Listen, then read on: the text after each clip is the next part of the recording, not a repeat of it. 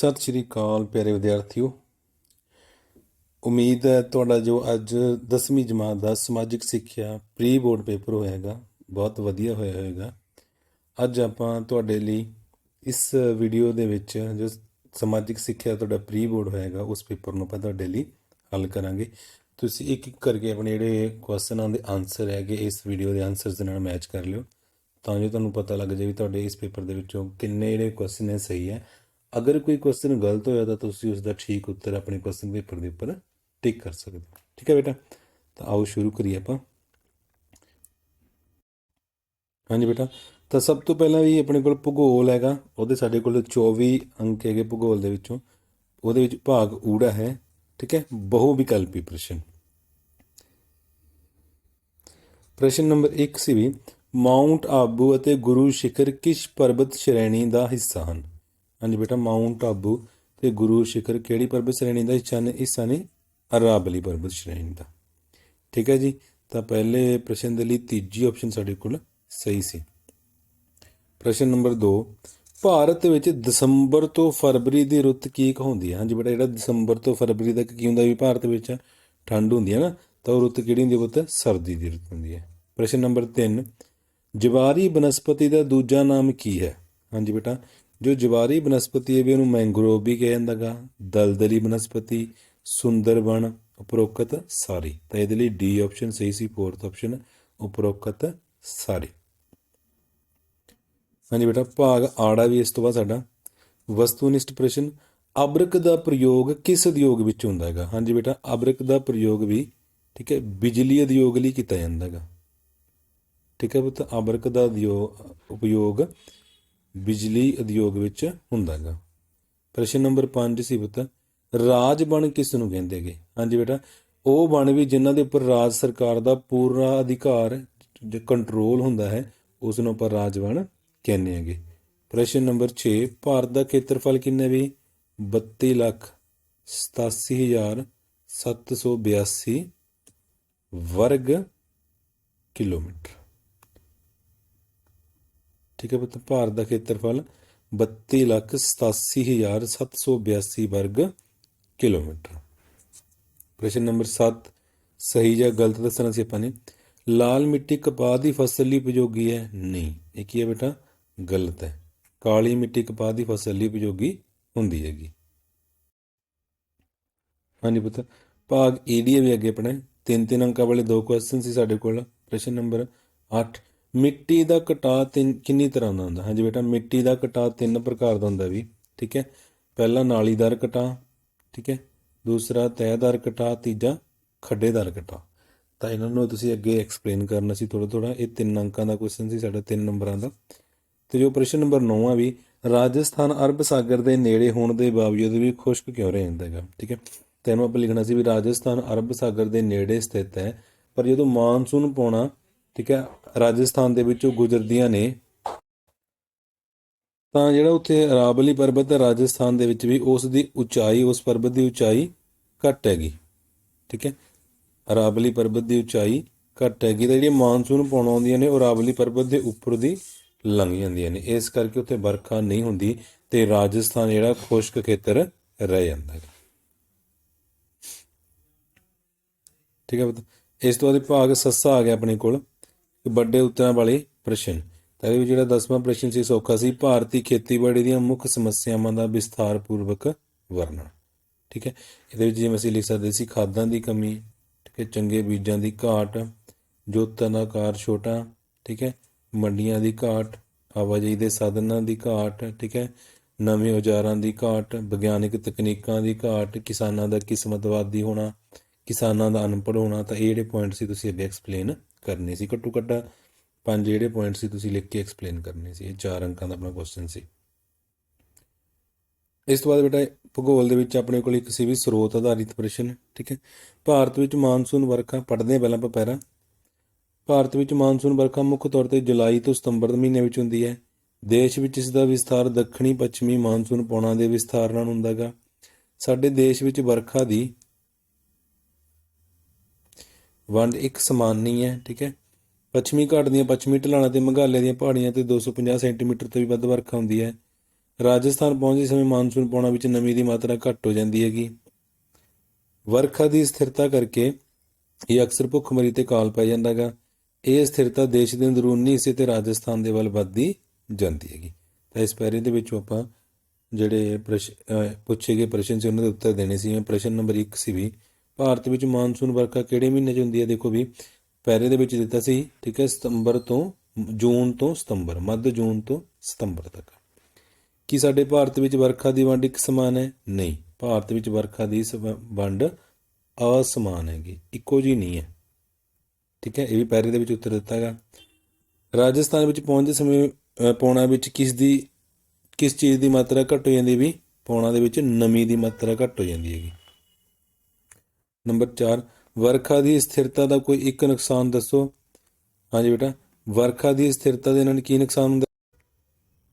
ਹਾਂਜੀ ਬੇਟਾ ਦੇਖੋ, ਵਰਖਾ ਦੀ ਸਥਿਰਤਾ ਦੇ ਨਾਲ ਹੀ ਅਕਸਰ ਭੁੱਖਮਰੀ ਤੇ ਕਾਲ ਪੈ ਜਾਂਦਾ ਹੈਗਾ, ਠੀਕ ਹੈ। ਤਾਂ ਇਹ 4 ਪ੍ਰਸ਼ਨ ਸੀ, ਸੌਖੇ ਉੱਤਰ ਸੀ, ਪੈਰੇ ਦੇ ਵਿੱਚ ਹੀ ਲੱਭਣੇ ਸੀ। ਇਸ ਤੋਂ ਬਾਅਦ ਪੁੱਤ ਨਕਸ਼ਾ ਸੀ ਵੀ ਸਾਡੇ ਕੋਲ 5 ਸਥਾਨ ਦਿੱਤੇ, ਸਾਨੂੰ 3 ਆਪਾਂ ਦਿਖਾਉਣੇ ਸੀ, ਠੀਕ ਹੈ। ਵੱਧ ਵਰਖਾ ਵਾਲਾ ਖੇਤਰ ਕਿਹੜਾ ਜਾਣਾ ਸੀ? ਮਾਸਿਨਰਾਮ। ਮੁੱਖ ਕਣਕ ਉਤਪਾਦਕ ਖੇਤਰ, ਠੀਕ ਹੈ, ਕੇਰਲ ਤੇ ਪਾਲਕਾਡ। ਆਓ ਆਪਾਂ ਨਕਸ਼ਾ ਲੈਣੇ ਉਹਦੇ ਵਿੱਚ ਕਰਦੇ ਆਪਾਂ ਇਹਨੂੰ। ਹਾਂਜੀ ਪੁੱਤ ਦੇਖੋ ਵੀ ਵੱਧ ਵਰਖਾ ਵਾਲਾ ਖੇਤਰ ਆ ਜਾਣਾ ਸੀ ਇੱਥੇ ਮਾਸਿਨਰਾਮ, ਠੀਕ ਹੈ। ਕਣਕ ਉਤਪਾਦਕ ਖੇਤਰ ਆਹ ਵਾਲਾ ਖੇਤਰ ਕਣਕ ਉਤਪਾਦਕ ਖੇਤਰ ਸੀ, ਠੀਕ ਹੈ ਪੁੱਤ। ਇੱਕ ਸੀ ਵੀ ਸਾਨੂੰ ਪਾਲਕਾਟ, ਠੀਕ ਹੈ, ਉਹ ਸਾਡਾ ਇੱਥੇ ਜਾਣਾ ਸੀ। ਇੱਕ ਸੀ ਆਪਾਂ ਨੂੰ ਕੇਰਲਾ, ਠੀਕ ਹੈ, ਆਹ ਵਾਲਾ ਇਹ ਖੇਤਰ ਜਿਹੜਾ ਇਹ ਕੇਰਲਾ ਦਾ ਸੀ। ਇਹ ਵੱਧ ਵਰਖਾ ਵਾਲਾ ਖੇਤਰ ਹੋ ਗਿਆ ਮਾਸਿਨਰਾਮ, ਕਣਕ ਉਤਪਾਦਕ ਖੇਤਰ ਹੋ ਗਿਆ ਪਾਲਕਾਟ ਹੋ ਗਿਆ, ਤੇ ਇਹ ਕੇਰਲਾ ਹੋ ਗਿਆ, ਠੀਕ ਹੈ। ਇਹ 4 ਸਥਾਨ ਆਪਾਂ ਦਰਸਾਉਣੇ ਸੀ। ਹਾਂਜੀ ਪੁੱਤਰ, ਇਸ ਤੋਂ ਬਾਅਦ ਵੀ ਅਰਥ ਸ਼ਾਸਤਰ ਦਾ ਭਾਗ ਸੀ ਜਿਹਦੇ ਕੁੱਲ 16 ਅੰਕ ਸੀ। ਤਾਂ ਇਹਦੇ ਵਿੱਚ ਬਹੁ ਵਿਕਲਪੀ ਪ੍ਰਸ਼ਨ ਸੀ। ਪਹਿਲਾ ਪ੍ਰਸ਼ਨ ਸੀ ਅਰਥ ਸ਼ਾਸਤਰ ਦਾ, ਪ੍ਰਤੀ ਵਿਅਕਤੀ ਆਮਦਨ ਦਾ ਦੂਸਰਾ ਨਾਮ ਕੀ ਹੈ? ਹਾਂਜੀ ਬੇਟਾ, ਪ੍ਰਤੀ ਵਿਅਕਤੀ ਆਮਦਨ ਨੂੰ ਹੋਰ ਕਿਸ ਨਾਮ ਨਾਲ ਜਾਣਿਆ ਜਾਂਦਾ ਵੀ? ਔਸਤ ਆਮਦਨ। 14 ਨੰਬਰ ਪ੍ਰਸ਼ਨ, ਕੱਚੇ ਮਾਲ ਮਸ਼ੀਨਰੀ ਆਦਿ ਦੀ ਘਾਟ ਕਾਰਨ ਕਿਹੜੀ ਬੇਰੁਜ਼ਗਾਰੀ ਹੁੰਦੀ ਹੈ ਵੀ?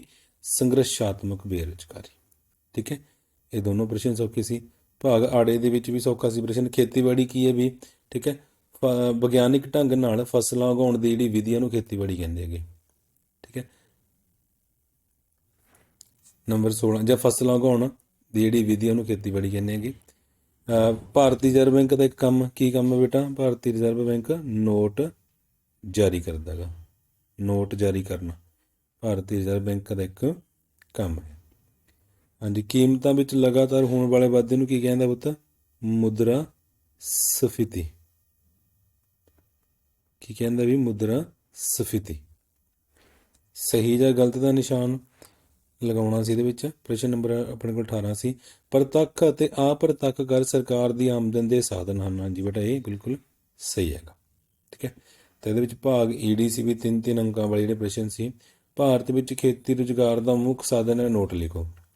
ਤਾਂ ਇਹਦੇ ਵਿੱਚ ਆਪਾਂ ਕੀ ਦਰਸਾਉਣਾ ਸੀ? ਇਹਦੇ ਵਿੱਚ ਆਪਾਂ ਦੱਸਣਾ ਸੀ ਵੀ ਭਾਰਤ ਦੇ ਜ਼ਿਆਦਾਤਰ ਲੋਕ ਪਿੰਡਾਂ ਵਿੱਚ ਰਹਿੰਦੇ ਹੈਗੇ, ਠੀਕ ਹੈ, ਤੇ ਪਿੰਡਾਂ ਵਿੱਚ ਜਿਹੜੇ ਲੋਕ ਹੈਗੇ ਉਹਨਾਂ ਦੇ ਰੁਜ਼ਗਾਰ ਦਾ ਮੁੱਖ ਸਾਧਨ ਖੇਤੀਬਾੜੀ ਹੈਗੀ, ਠੀਕ ਹੈ। ਭਾਰਤ ਦੇ ਲਗਭਗ 65% ਜਿਹੜੇ ਲੋਕ ਹੈਗੇ ਕਾਮੇ ਹੈਗੇ ਉਹ ਖੇਤੀਬਾੜੀ ਦੇ ਕੰਮ ਨਾਲ ਜੁੜੇ ਹੋਏ ਹੈਗੇ, ਠੀਕ ਹੈ। ਇਸ ਕਰਕੇ ਜਿਹੜੇ ਖੇਤੀ ਹੈਗੀ ਉਹ ਰੁਜ਼ਗਾਰ ਭਾਰਤ ਦੇ ਵਿੱਚ ਰੁਜ਼ਗਾਰ ਦਾ ਇੱਕ ਮੁੱਖ ਸਾਧਨ ਹੈਗੀ, ਜਿਹੜੇ ਵੱਡੇ ਪੱਧਰ ਤੇ ਲੋਕਾਂ ਨੂੰ ਰੁਜ਼ਗਾਰ ਪ੍ਰਦਾਨ ਕਰਦੀ ਹੈਗੀ। ਨੰਬਰ 20 ਤੇ ਵੀ ਸਰਵਜਨਿਕ ਵਿਤਰਨ ਪ੍ਰਣਾਲੀ ਉੱਤੇ ਇੱਕ ਟਿੱਪਣੀ ਲਿਖੋ। ਤਾਂ ਸਰਵਜਨਿਕ ਵਿਤਰਨ ਪ੍ਰਣਾਲੀ ਦਾ ਮਤਲਬ ਕੀ ਹੁੰਦਾ ਬੇਟਾ? ਜਦੋਂ ਸਰਕਾਰ ਘੱਟ ਰੇਟਾਂ ਦੇ ਉੱਪਰ ਜਿਹੜੇ ਗਰੀਬ ਲੋਕ ਨੇ ਜਾਂ ਲੋੜਵੰਦ ਲੋਕ ਨੇ ਉਹਨਾਂ ਨੂੰ ਜ਼ਰੂਰੀ ਜਿਹੜੀਆਂ ਚੀਜ਼ਾਂ ਨੇ, ਠੀਕ ਹੈ, ਅਨਾਜ, ਖੰਡ, ਕੱਪੜਾ, ਠੀਕ ਹੈ, ਜ਼ਿੰਦਗੀ ਦੀਆਂ ਜਿਹੜੀਆਂ ਜ਼ਰੂਰੀ ਸਹੂਲਤਾਂ ਨੇ ਉਹ ਘੱਟ ਰੇਟਾਂ ਦੇ ਉੱਪਰ ਪ੍ਰੋਵਾਈਡ ਕਰਵਾਉਂਦੀ ਹੈ, ਮੁਹੱਈਆ ਕਰਵਾਉਂਦੀ ਹੈਗੀ। ਤਾਂ ਇਹਨੂੰ ਸਰਵਜਨਿਕ ਵਿਤਰਨ ਪ੍ਰਣਾਲੀ ਕਹਿੰਦੇ ਹੈਗੇ, ਠੀਕ ਹੈ। ਲੋੜ ਹੈ ਕਿ ਜਿਹੜੇ ਵਿਅਕਤੀਆਂ ਨੂੰ ਇਹਨਾਂ ਚੀਜ਼ਾਂ ਦੀ ਲੋੜ ਹੈਗੀ ਉਹਨਾਂ ਤੱਕ ਇਹਨਾਂ ਨੂੰ ਪਹੁੰਚਾਇਆ ਜਾਵੇ, ਇਸ ਲਈ ਸਰਕਾਰ ਹਰ ਸੰਭਵ ਕੋਸ਼ਿਸ਼ ਕਰ ਰਹੀ ਹੈਗੀ। ਜਿਵੇਂ ਪਿੰਡਾਂ ਦੇ ਵਿੱਚ ਦੇਖੋ ਕਣਕ ਵੰਡੀ ਜਾਂਦੀ ਹੈ ਨਾ 2 ਰੁਪਏ ਕਿਲੋ ਵਾਲੀ, ਤਾਂ ਉਹ ਕਿਹਦੇ ਵਿੱਚ ਆਉਂਦਾ ਹੈਗਾ? ਉਹ ਸਰਵਜਨਿਕ ਵਿਤਰਨ ਪ੍ਰਣਾਲੀ ਦਾ ਇੱਕ ਹਿੱਸਾ ਹੈਗਾ, ਠੀਕ ਹੈ ਬਤਾ। ਭਾਗ ਸੱਸੇ ਦੇ ਵਿੱਚ ਵੀ ਵੱਡੇ ਉੱਤਰਾਂ ਵਾਲੇ ਪ੍ਰਸ਼ਨ ਸੀ ਜਿਹਦੇ ਵਿੱਚ ਬਜਟ ਕਿਸ ਨੂੰ ਕਹਿੰਦੇ ਹਨ, ਇਹ ਵੀ ਸੌਖਾ ਕੁਐਸਚਨ ਸੀ। ਤੇ ਹਰੀ ਕ੍ਰਾਂਤੀ ਦੀ ਸਫਲਤਾ ਲਈ ਮੁੱਖ ਤੱਤ ਦੋਨੋਂ ਸੌਖੇ ਸੀ, ਠੀਕ ਹੈ। ਬਜਟ ਕੀ ਹੁੰਦਾ ਵੀ? ਸਰਕਾਰ ਦੀ ਆਮਦਨ ਤੇ ਖਰਚ ਦਾ ਜਿਹੜਾ ਰਿਕਾਰਡ ਹੁੰਦਾ ਉਹਨੂੰ ਬਜਟ ਕਹਿੰਦੇ ਹੈਗੇ। ਭਾਰਤ ਸਰਕਾਰ ਦੇ ਬਜਟ ਵਿੱਚ ਆਮਦਨ ਦੀਆਂ ਮਦਾਂ ਵੀ ਜਿੰਨੇ ਵੀ ਟੈਕਸ ਨੇ, ਕਰ ਹੋ ਗਏ, ਠੀਕ ਹੈ, ਉਹ ਸਾਰੇ ਆਮਦਨ ਦੇ ਨੇ। ਤੇ ਖਰਚਿਆਂ ਦੀਆਂ ਮਦਾਂ ਜਿਹੜੀਆਂ ਖੇਤੀਬਾੜੀ ਦੀ ਭਲਾਈ ਲਈ ਕੰਮ ਕੀਤੇ ਸਰਕਾਰ ਨੇ, ਸਿਹਤ ਦੇ ਲਈ ਕੰਮ ਕੀਤੇ ਆ, ਸਿੱਖਿਆ ਦੇ ਲਈ, ਡਿਫੈਂਸ ਦੇ ਲਈ ਜੋ ਖਰਚ ਕਰਦੇ ਉਹ ਸਾਰੇ ਖਰਚ ਦੀਆਂ ਮਦਾਂ ਨੇ, ਠੀਕ ਹੈ। ਹਰੀ ਕ੍ਰਾਂਤੀ ਦੀ ਸਫਲਤਾ ਲਈ ਮੁੱਖ ਤੱਤ ਇਹਦੇ ਵਿੱਚ ਆਪਾਂ ਲਿਖਣੇ ਸੀ ਵੀ ਚੰਗੇ ਬੀਜ ਹੋ ਗਏ, ਰਸਾਇਣਿਕ ਖਾਦਾਂ ਹੋ ਗਈਆਂ, ਵਿਗਿਆਨਿਕ ਤਕਨੀਕਾਂ ਹੋ ਗਈਆਂ, ਠੀਕ ਹੈ, ਤੇ ਨਵੇਂ ਨਵੇਂ ਔਜ਼ਾਰ ਹੋ ਗਏ। ਇਹ ਸਾਰੇ ਹਰੀ ਕ੍ਰਾਂਤੀ ਦੀ ਸਫਲਤਾ ਦੇ ਮੁੱਖ ਤੱਤ ਸੀ। ਇਸ ਤੋਂ ਬਾਅਦ ਅੱਗੇ ਹੋ ਬੇਟਾ ਇਤਿਹਾਸ ਭਾਗ ਆ ਗਿਆ ਵੀ ਆਪਣਾ, ਇਹ ਵੀ 24 ਅੰਕਾਂ ਦਾ ਸੀ। ਇਹਦੇ ਵਿੱਚ ਭਾਗ ਊੜਾ ਵਿਕਲਪੀ ਪ੍ਰਸ਼ਨ। ਪੰਜਾਬ ਨੂੰ ਅੰਗਰੇਜ਼ੀ ਰਾਜ ਵਿੱਚ ਕਦੋਂ ਮਿਲਾਇਆ ਗਿਆ? ਹਾਂਜੀ ਬੇਟਾ, ਪੰਜਾਬ ਨੂੰ ਅੰਗਰੇਜ਼ੀ ਰਾਜ ਵਿੱਚ ਕਦੋਂ ਮਿਲਾਇਆ ਗਿਆ ਵੀ 1849, ਠੀਕ ਹੈ, ਲਾਰਡ ਡਲਹੌਜੀ ਨੇ ਮਿਲਾਇਆ ਸੀ। ਸਿੱਖ ਧਰਮ ਦੇ ਮੋਢੀ ਕਿਹਨਾਂ ਨੂੰ ਮੰਨਿਆ ਜਾਂਦਾ ਵੀ? ਗੁਰੂ ਨਾਨਕ ਦੇਵ ਜੀ ਨੂੰ, ਠੀਕ ਹੈ। ਅਗਲਾ ਪ੍ਰਸ਼ਨ ਸੀ ਆਪਣਾ, ਗੁਰੂ ਗੋਬਿੰਦ ਸਿੰਘ ਜੀ ਦੀ ਪ੍ਰਸਿੱਧ ਰਚਨਾ ਕਿਹੜੀ ਹੈ? ਹਾਂਜੀ, ਜਾਪ ਸਾਹਿਬ, ਜ਼ਫਰਨਾਮਾ, ਅਕਾਲ ਨੁਸਖਤ, ਉਪਰੋਕਤ ਸਾਰੀਆਂ। ਫੋਰਥ ਆਪਸ਼ਨ ਇਹਦੇ ਲਈ ਸੀ ਪੁੱਤ, ਉਪਰੋਕਤ ਸਾਰੀਆਂ ਹੀ ਗੁਰੂ ਗੋਬਿੰਦ ਸਿੰਘ ਦੀਆਂ ਰਚਨਾਵਾਂ ਹਨ। ਭਾਗ ਆੜੇ ਦੇ ਵਿੱਚ ਛੋਟੇ ਕੁਐਸਚਨ ਸੀ ਵੀ ਆਪਣੇ ਕੋਲ, ਵਜ਼ੀਰ ਖਾਂ ਕਿੱਥੋਂ ਦਾ ਸੂਬੇਦਾਰ ਸੀ ਪੁੱਤ? ਸਰਹੰਦ ਦਾ। ਕਿੱਥੋਂ ਦਾ ਸੂਬੇਦਾਰ ਸੀ ਵੀ? ਸਰਹੰਦ ਦਾ। ਕਿਸ ਸਥਾਨ ਤੇ ਲੜਾਈ ਹੋਈ ਸੀ ਵੀ ਇਹਦੀ ਬੰਦਾ ਸਿੰਘ ਬਹਾਦਰ ਦੇ ਨਾਲ? ਚੱਪੜਚਿੜੀ ਦੇ ਸਥਾਨ ਤੇ, ਠੀਕ ਹੈ। ਤਾਂ ਇਹ ਆਪਣਾ ਪਹਿਲੇ ਪ੍ਰਸ਼ਨ ਦਾ ਉੱਤਰ ਸੀ ਇਹਦਾ। ਮਹਾਰਾਜਾ ਰਣਜੀਤ ਸਿੰਘ ਦਾ ਜਨਮ ਕਿੱਥੇ ਹੋਇਆ ਸੀ ਪੁੱਤ? ਹਾਂਜੀ, ਕਿੱਥੇ ਹੋਇਆ ਸੀ ਵੀ? ਗੁਜਰਾਂਵਾਲੇ ਦੇ ਵਿੱਚ ਨਾ, ਠੀਕ ਹੈ। ਕਦੋਂ ਹੋਇਆ ਸੀ ਵੀ? 13 ਨਵੰਬਰ 1780, ਠੀਕ ਹੈ। ਪਿਤਾ ਦਾ ਕੀ ਨਾਮ ਸੀ ਪੁੱਤ? ਮਹਾ ਸਿੰਘ। ਪਿਤਾ ਦਾ ਕੀ ਨਾਮ ਸੀ ਵੀ? ਮਹਾ ਸਿੰਘ, ਠੀਕ ਹੈ ਜੀ। ਅੱਗੇ ਖਾਲੀ ਥਾਂ ਭਰਨੀ ਸੀ। ਦੂਸਰੇ ਐਂਗਲੋ ਸਿੱਖ ਯੁੱਧ ਦੇ ਸਮੇਂ ਪੰਜਾਬ ਦਾ ਸ਼ਾਸਕ ਕੌਣ ਸੀ? ਹਾਂਜੀ ਬੇਟਾ, ਕੌਣ ਸੀ ਵੀ? ਦਲੀਪ ਸਿੰਘ, ਠੀਕ ਹੈ, ਮਹਾਰਾਜਾ ਦਲੀਪ ਸਿੰਘ। ਅੱਗੇ ਬਤਾ ਸਹੀ ਗਲਤ ਹੈਗਾ ਵੀ? ਸਦਾ ਕੌਰ ਮਹਾਰਾਜਾ ਰਣਜੀਤ ਸਿੰਘ ਦੀ ਮਾਤਾ ਸੀ, ਸਹੀ ਹੈ ਵੀ? ਨਹੀਂ, ਗਲਤ। ਕੀ ਸੀ ਵੀ? ਉਹ ਮਹਾਰਾਜਾ ਰਣਜੀਤ ਸਿੰਘ ਦੀ ਸੱਸ ਸੀ ਸਦਾ ਕੌਰ। ਮਾਤਾ ਦਾ ਨਾਮ ਉਹਨਾਂ ਦਾ ਰਾਜ ਕੌਰ ਸੀ। ਭਾਗ ਈੜੀ ਦੇ ਵਿੱਚ ਵੀ ਸੌਖਾ ਪ੍ਰਸ਼ਨ ਸੀ ਵੀ ਖਾਲਸੇ ਦੇ ਨਿਯਮ, ਠੀਕ ਹੈ। ਖਾਲਸੇ ਦੇ ਨਿਯਮ ਕੀ ਸੀ ਵੀ? ਹਰ ਇੱਕ ਵਿਅਕਤੀ ਨੂੰ ਖਾਲਸੇ ਵਿੱਚ ਪ੍ਰਵੇਸ਼ ਕਰਨ ਤੋਂ ਪਹਿਲਾਂ ਖੰਡੇ ਦਾ ਪਾਹੁਲ ਛਕਣਾ ਜ਼ਰੂਰੀ ਹੈਗਾ। ਹਰ ਇੱਕ ਖਾਲਸਾ ਆਪਣੇ ਨਾਮ ਦੇ ਨਾਲ ਸਿੰਘ ਤੇ ਖਾਲਸਾ ਇਸਤਰੀ ਕੌਰ ਸ਼ਬਦ ਲਗਾਏਗੀ, ਠੀਕ ਹੈ। ਹਰ ਇੱਕ ਖਾਲਸਾ ਨਸ਼ਿਆਂ ਤੋਂ ਦੂਰ ਰਹੇਗਾ। ਹਰ ਰੋਜ਼ ਸਵੇਰੇ ਇਸ਼ਨਾਨ ਕਰਕੇ 5 ਬਾਣੀਆਂ ਦਾ ਪਾਠ ਕਰੇਗਾ, ਠੀਕ ਹੈ। ਤਾਂ ਇਹ ਜਿਹੜੇ ਨਿਯਮ ਸੀ। ਅਕਾਲ ਤਖਤ ਬਾਰੇ ਤੁਸੀਂ ਕੀ ਜਾਣਦੇ ਹੋ? ਅਕਾਲ ਤਖਤ ਦਾ ਜਿਹੜਾ ਨਿਰਮਾਣ ਸੀ ਵੀ ਹਰਿਮੰਦਰ ਸਾਹਿਬ ਦੇ ਸਾਹਮਣੇ ਸ਼੍ਰੀ ਗੁਰੂ ਹਰਗੋਬਿੰਦ ਸਾਹਿਬ ਨੇ ਕਰਵਾਇਆ ਸੀ। 1606 ਦੇ ਵਿੱਚ ਇਹ ਕੰਮ ਆਰੰਭਿਆ ਗਿਆ ਸੀ ਤੇ 1609 ਦੇ ਵਿੱਚ ਇਹ ਪੂਰਾ ਹੋ ਗਿਆ। ਇਹਦੇ ਵਿੱਚ ਇੱਕ 12 ਫੁੱਟ ਉੱਚਾ ਜਿਹੜਾ ਚਬੂਤਰਾ ਸੀ, ਥੜਾ ਸੀ, ਉਹ ਬਣਾਇਆ ਗਿਆ, ਜਿੱਥੇ ਬੈਠ ਕੇ ਗੁਰੂ ਹਰਗੋਬਿੰਦ ਸਾਹਿਬ ਸਿੱਖਾਂ ਦੇ ਰਾਜਸੀ ਜਿਹੜੇ ਮਸਲੇ ਸੀ ਉਹਨਾਂ ਦਾ ਫੈਸਲਾ ਕਰਦੇ ਸੀ ਤੇ ਸਿੱਖਾਂ ਨੂੰ ਸੰਬੋਧਨ ਕਰਦੇ ਸੀ, ਠੀਕ ਹੈ। ਇਸ ਤੋਂ ਬਾਅਦ ਭਾਗ ਸੱਸਾ ਦੇ ਵਿੱਚ ਵੀ ਗੁਰੂ ਨਾਨਕ ਦੇਵ ਜੀ ਦੇ ਪ੍ਰਮਾਤਮਾ ਬਾਰੇ ਵਿਚਾਰ। ਇਹ ਵੀ ਬਿਲਕੁਲ ਸੌਖਾ ਕੁਐਸਚਨ ਸੀ। ਪ੍ਰਮਾਤਮਾ ਇੱਕ ਹੈ, ਪ੍ਰਮਾਤਮਾ ਸਰਬ ਵਿਆਪੀ ਹੈ, ਠੀਕ ਹੈ। ਇਹਨਾਂ ਪੁਆਇੰਟਸ ਨੂੰ ਤੁਸੀਂ ਐਕਸਪਲੇਨ ਕਰਨਾ ਸੀ। ਪ੍ਰਮਾਤਮਾ ਨਿਰੰਕਾਰ ਹੈ, ਪ੍ਰਮਾਤਮਾ ਦਿਆਲੂ ਹੈਗਾ, ਠੀਕ ਹੈ। ਇਹ ਜਿਹੜੇ ਪੁਆਇੰਟ ਸੀ ਤੁਸੀਂ ਇਹਨਾਂ ਨੂੰ ਅੱਗੇ ਐਕਸਪਲੇਨ ਕਰਨਾ ਸੀ 2-2 3-3 ਲਾਈਨਾਂ ਦੇ ਵਿੱਚ। ਇਹ ਸਾਡਾ 4 ਅੰਕਾਂ ਦਾ ਕੁਐਸਚਨ ਸੀ। ਤਾਂ ਭਾਗ ਹਾਹਾ ਦੇ ਵਿੱਚ ਸਾਡੇ ਕੋਲ ਸਰੋਤ ਆਧਾਰਿਤ ਪ੍ਰਸ਼ਨ ਸੀ ਵੀ, ਠੀਕ ਹੈ। ਪੜ੍ਹਦੇ ਹਾਂ ਆਪਾਂ ਪਹਿਲਾਂ। ਦੇਖੋ, ਗੁਰੂ ਗੋਬਿੰਦ ਸਿੰਘ ਜੀ ਨੇ ਬਚਪਨ ਦੇ 5 ਸਾਲ ਪਟਨਾ ਵਿਖੇ ਬਤੀਤ ਕੀਤੇ। ਉੱਥੇ ਉਹਨਾਂ ਦੀ ਦੇਖਭਾਲ ਉਹਨਾਂ ਦੇ ਮਾਮਾ ਕਿਰਪਾਲ ਚੰਦ ਨੇ ਕੀਤੀ। ਕਹਿੰਦੇ ਹਨ ਕਿ ਘੁੜਾਮ ਦਾ ਇੱਕ ਮੁਸਲਿਮ ਫਕੀਰ ਭੀਖਣ ਸ਼ਾਹ ਬਾਲਕ ਗੋਬਿੰਦ ਰਾਏ ਦੇ ਦਰਸ਼ਨਾਂ ਲਈ ਪਟਨਾ ਗਿਆ। ਉਹਨਾਂ ਨੇ ਬਾਲਕ ਨੂੰ ਦੇਖ ਕੇ ਭਵਿੱਖਬਾਣੀ ਕੀਤੀ ਸੀ ਕਿ ਬਾਲਕ ਵੱਡਾ ਹੋ ਕੇ ਪ੍ਰਮਾਤਮਾ ਦਾ ਮਹਾਨ ਮਨੁੱਖ ਬਣੇਗਾ ਅਤੇ ਲੋਕਾਂ ਦੀ ਰਹਿਨੁਮਾਈ ਕਰੇਗਾ। ਇਸੇ ਤਰ੍ਹਾਂ ਸ਼ਿਵਦੱਤ ਨਾਂ ਦੇ ਇੱਕ ਸ਼ਿਵ ਭਗਤ ਨੇ ਵੀ ਗੁਰੂ ਜੀ ਦੀ ਆਤਮਿਕ ਮਹਾਨਤਾ ਬਾਰੇ ਦੱਸਿਆ ਸੀ। ਪਹਿਰਾ ਪੜ੍ਹ ਲਿਆ ਆਪਾਂ। ਹੁਣ ਦੇ ਵਿੱਚ ਪ੍ਰਸ਼ਨ ਲੱਭਦੇ ਹਾਂ। ਦੇਖੋ, ਗੁਰੂ ਜੀ ਨੇ ਬਚਪਨ ਦੇ 5 ਸਾਲ ਕਿੱਥੇ ਬਤੀਤ ਕੀਤੇ ਪੁੱਤ? ਪਟਨਾ 'ਚ। ਘੁੜਾਮ ਦੇ ਮੁਸਲਮਾਨ ਦਾ ਕੀ ਨਾਮ ਸੀ ਵੀ? ਭੀਖਣ ਸ਼ਾਹ। ਪੜ੍ਹ ਕੇ ਨਾ ਆਪਾਂ, ਤੁਸੀਂ ਪੈਰੇ 'ਚ ਲੱਭਣੇ ਹੈਗੇ, ਠੀਕ ਹੈ, ਪੈਰੇ ਦੇ ਵਿੱਚ ਹੀ ਲੱਭਣੇ ਸੀ, ਸੌਖਾ ਸੀ ਇਹ। ਮੁਸਲਮਾਨ ਫਕੀਰ ਨੇ ਗੁਰੂ ਜੀ ਬਾਰੇ ਕੀ ਭਵਿੱਖਬਾਣੀ ਕੀਤੀ ਸੀ ਵੀ ਇਹ ਵਿਅਕਤੀ ਆਉਣ ਵਾਲੇ ਸਮੇਂ ਦੇ ਵਿੱਚ ਲੋਕਾਂ ਦੀ ਰਹਿਨੁਮਾਈ ਕਰੇਗਾ, ਠੀਕ ਹੈ। ਪਰਮਾਤਮਾ ਦਾ ਇੱਕ ਵੇਖੋ ਇੱਥੇ ਉੱਤਰ ਸੀ ਦਾ, ਇਹ ਬਾਲਕ ਵੱਡਾ ਹੋ ਕੇ ਪਰਮਾਤਮਾ ਦਾ ਮਹਾਨ ਮਨੁੱਖ ਬਣੇਗਾ ਤੇ ਲੋਕਾਂ ਦੀ ਰਹਿਨੁਮਾਈ ਕਰੇਗਾ। ਪ੍ਰਸ਼ਨ ਨੰਬਰ 4, ਗੁਰੂ ਗੋਬਿੰਦ ਸਿੰਘ ਜੀ ਦੀ ਆਤਮਿਕ ਮਹਾਨਤਾ ਬਾਰੇ ਕਿਸ ਨੇ ਦੱਸਿਆ ਸੀ? ਹਾਂਜੀ ਬੇਟਾ, ਕਿਹਨੇ ਦੱਸਿਆ ਸੀ ਵੀ? ਸ਼ਿਵਦੱਤ ਨਾਂ ਦੇ ਇੱਕ ਸ਼ਿਵ ਭਗਤ ਨੇ। ਇਸ ਤੋਂ ਬਾਅਦ ਭਾਗ ਕੱਕਾ ਆ ਗਿਆ ਵੀ ਆਪਣੇ ਕੋਲ। ਇਹਦੇ ਵਿੱਚ ਸਾਡੇ ਕੋਲ ਪੁਰਾਣੇ ਨਕਸ਼ੇ ਦੇ ਵਿੱਚ ਆਪਾਂ 3 ਸਥਾਨ ਦਰਸਾਉਣੇ ਸੀ: ਮੁਦਕੀ, ਫਿਰੋਜ਼ ਸ਼ਾਹ, ਚਿੱਲਿਆਂਵਾਲਾ, ਰਾਮਨਗਰ, ਗੁਰਦਾਸ ਨਗਰ। ਆਓ ਆਪਾਂ ਇੱਕ ਪੰਜਾਬ ਦੇ ਨਕਸ਼ੇ ਦੇ ਵਿੱਚ ਇਹਨਾਂ ਨੂੰ ਦਰਸਾਉਣੇ ਹੈਗੇ। ਹਾਂਜੀ ਪੁੱਤਰ, ਇਹ ਆਪਣੇ ਕੋਲ ਪੰਜਾਬ ਦਾ ਨਕਸ਼ਾ ਵੀ ਬਿਫੋਰ 1947 1947 ਤੋਂ ਪਹਿਲਾਂ ਦਾ। ਦੇਖੋ ਇਹਦੇ ਵਿੱਚ ਚਿੱਲਿਆਂਵਾਲਾ ਇੱਥੇ ਰਿਹਾ ਤੇ ਰਾਮਨਗਰ ਆਹ ਵਾਲਾ, ਠੀਕ ਹੈ। ਤੇ ਮੁਦਕੀ ਅਸੀਂ ਭਰਨਾ ਸੀ ਵੀ ਇੱਥੇ ਜੇ, ਠੀਕ ਹੈ। ਮੁਦਕੀ ਦੇ ਉੱਪਰ ਆਪਾਂ ਭਰਨਾ ਸੀ ਫਿਰੋਜ਼ ਸ਼ਾਹ, ਠੀਕ ਹੈ। ਤੇ ਇੱਥੇ ਅਸੀਂ ਭਰਨਾ ਸੀ ਗੁਰਦਾਸ ਨਗਰ, ਇਸ ਸਾਈਡ ਤੇ ਥੋੜਾ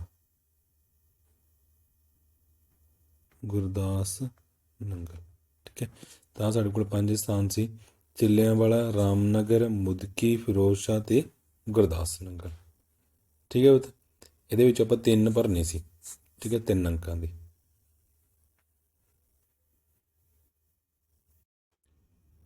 ਹਾਂਜੀ ਪੁੱਤਰ, ਇਸ ਤੋਂ ਬਾਅਦ ਆ ਗਿਆ ਵੀ ਆਪਣੇ ਕੋਲ ਨਾਗਰਿਕ ਸ਼ਾਸਤਰ 16 ਅੰਕਾਂ ਦਾ।